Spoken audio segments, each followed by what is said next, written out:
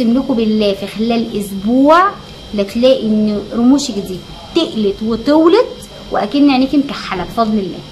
وانا صغيره جبت مسكره ما كنتش عارفه انها بلاستيك، حطيتها على رموشي، جيت عشان اشيلها لقيت رموشي كلها لازقه ببعض ماسكه ببعض. الكلام ده بقول لكم عليه من حوالي 16 17 سنه. ما كناش مهتمين قوي زي دلوقتي بتحطي ماركه ايه لا لا مفيش الكلام ده. وما كنتش عارفه اعمل ايه في رموشي بعد ما مسكت في بعض كده، وما كانش في نت حتى متوفر كده في البيوت، يعني لو افتح كده واعرف انا ممكن اشيله بايه.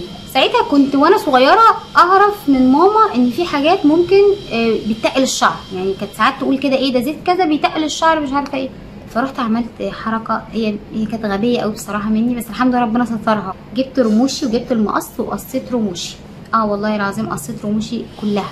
فطبعا كان لازم اعمل اي حاجه علشان تطلع لي الرموش تاني. فانا عملت ايه؟ انا اقول لكم الحاجات اللي انا عملتها، ولا بصيت بقى في نت ولا في اي حاجه. انا جبت ساعتها المسكره اللي كانت مؤذيه ايامها، يعني غسلتها كويس جدا جدا ونشفتها، وجبت زيت خروه وزيت لوز، دول اللي انا جبتهم ساعتها من العطار.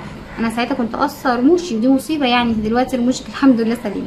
هتروحي جايبه المسكره الفاضيه دي فاضيه ما فيهاش حاجه، وانا غسلاها. لو انت عندك قمعه وباي طريقه تحطي فيها انا ما عنديش مشكله.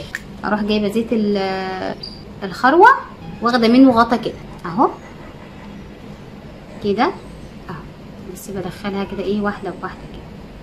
لو انت مش عايزه تستخدمي المسكره ما عنديش مشكله، حطيه كده على الرموش على طول، ممكن بالودانه بتاعت الودان دي تاخدي منها وتحطي، انا ما عنديش مشكله.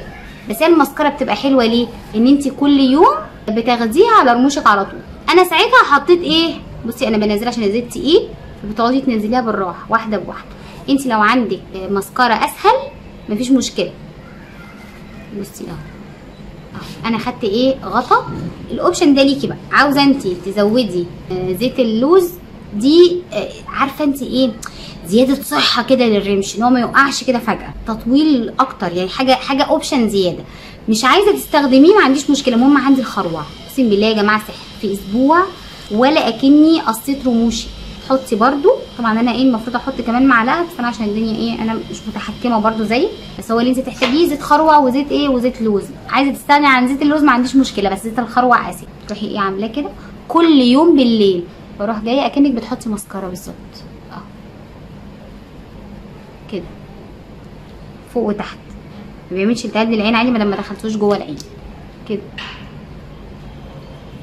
انا عايزه اقول لكم بقى ما كنتش انا برده مش شايفه قوي عشان انا قدام الكاميرا. عايزه اقول لك ان انا ما كنتش بسيب تنتوفه زي ما بيقولوا، ما بسيبش اي حاجه في عينيا، بعمل فوق وتحت كويس قوي انام بيه خلاص. والصبح بغسل وشي عادي جدا وبعيش حياتي. عايزه نتيجه اسرع حطي مره الصبح ومره بالليل، بس انا كنت بستخدمها مره واحده بالليل. اقسم لكم بالله في خلال اسبوع لا تلاقي ان رموشك دي تقلت وطولت واكن عينيكي مكحله بفضل الله. ممتاز. كل اللي انا بعمله مسكره قديمه. ليه مسكره قديمه؟ بصراحه اسهل اني كل يوم ما انساهاش واستخدمها. عايزه تستخدمي دايركت كده بالودانه حتى تمشي كده مفيش مشكله، بس هي حلاوه المسكره ان المسكره كده بتوزع الزيت على كل الرمش طبعا عشان مش شايفه دلوقتي. استخدميها كل يوم بالليل، نتيجتها جباره. ويا ريت بعد الاسبوع لما تستخدميها اكتبي لي تحت في الكومنت لقيتي بامانه الله هتلاقي تغير رهيب في رموشك، وهتلاقيها قويه وطويله من غير ولا مسكره ولا اي حاجه. جربيها على ضمان. يا ريت ما تنسوش تحت تصلوا على النبي في الكومنتات وتدعوا لاخواتنا ان شاء الله ربنا يفرجها عليهم. ويا ريت ما تنسوش اللايك وتعملي شير لاي واحده من اصحابك.